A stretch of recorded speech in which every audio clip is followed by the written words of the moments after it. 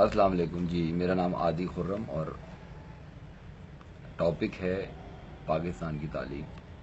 دی smart school Karachi بہت ساری branches ہیں، لوگوں کو دی ہوئی ہیں، فرنچائز دیے ہوئے ہیں، اور میرا بیٹا بھی اس اسکول میں پڑھتا ہے اتفاق سے۔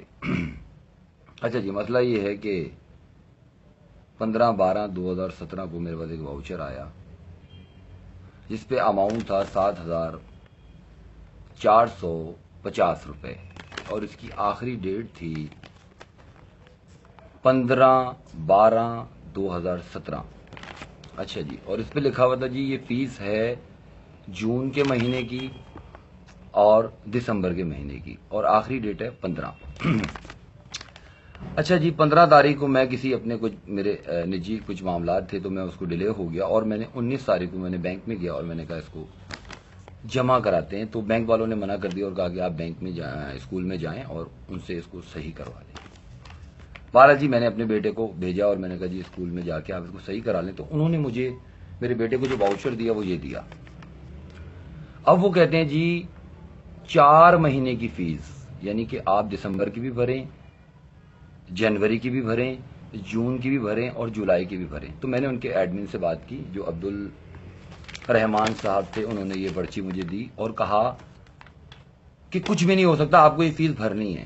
جیسے ایک ڈاکٹر کہہ دیتا ہے نا کہ جی اب کچھ بھی نہیں ہو سکتا، ان کی جان کوئی نہیں بچا سکتا، اسی طرح وہ اس میں بھی کچھ نہیں کر سکتے جی، آپ 15,300 روپے بھریں، نہیں تو آپ کے بیٹے کا نام کٹ جائے گا۔ تو چلیں ٹھیک ہے، یہ میرا ایک ذاتی معاملہ ہے، شاید میں کسی سے لے دے کے، یا میرے پاس اتنے پیسے ہوں گے میں اس کو بھر بھی دوں گا، لیکن جن لوگوں کے پاس جو لمیٹڈ لوگ ہوتے ہیں، جن کی سیلری جو ہے وہ لمیٹڈ ہوتی ہے، ان کو پتا ہوتا ہے جی اتنی فیس بھرنی ہے، تو وہ کس طریقے سے کرتے ہوں گے مجھے سمجھ میں نہیں آتا۔ ظاہر سی بات ہے، وہ چوری کریں گے، ڈاکہ ڈالیں گے، کسی سے ادھار لیں گے۔